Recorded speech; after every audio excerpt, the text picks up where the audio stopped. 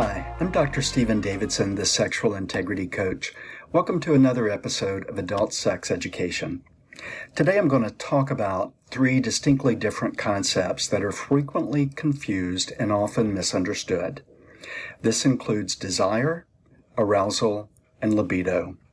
Before I jump into the subject, let me thank those of you who subscribe or simply like a video. Doing so helps me reach more people with sex-positive adult sex education that's difficult to get elsewhere. So, how are desire, arousal, and libido different? Desire is thought about something you want. It could be anything, but here we're talking specifically about erotic desire for a person, maybe a specific sexual activity, or perhaps even a specific sexual scenario. Desire happens in the mind. Desire can be triggered by a sensation of something that we see, hear, smell, feel, or taste. We can have desire for one person, but not for another. We can desire someone one day and not desire that same person the next. Desire can be influenced by many variables. Desire isn't based solely on physical attraction. We can find someone erotically desirable because of their intellect, their personality, their sense of humor, or their confidence.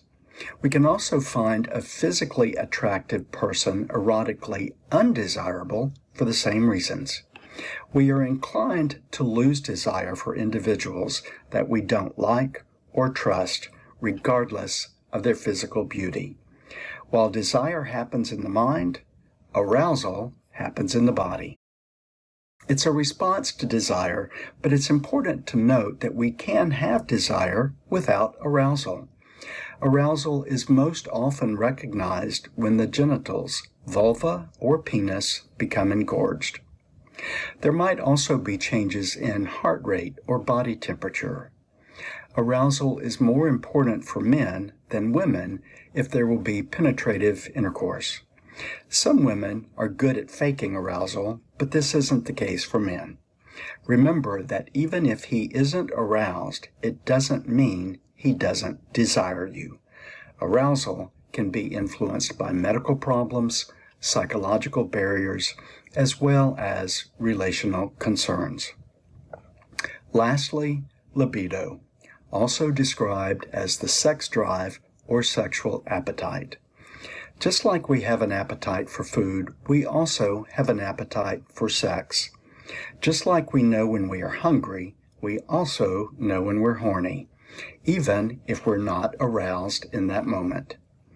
We could also say that libido is about your baseline frequency of desire. This tends to be more intense for men than women. Changes in libido are natural as we age. It's important to note that while sexual appetite might become less intense with age, there are both men and women who enjoy sex well into later life, and in some cases might even have sex more often than when they were younger. We have an innate drive for sex, and that drive is unique from one person to another. It's influenced biologically, psychologically, and culturally. A rapid change in libido is sometimes a criteria for diagnosing illness. So there you have it. Three distinctly different concepts, sometimes used interchangeably. Knowing the difference is important when communicating with your partner or healthcare provider about your sexual health. I'm Dr. Stephen Davidson, the Sexual Integrity Coach. Please check out my website at sexualintegritycoach.com for links to both of my books, Sexual Integrity, Finding the Courage to Be Yourself, as well as Peaceful Mind, Peaceful Life, the guidebook to happiness. I hope you will like this video and subscribe to this channel.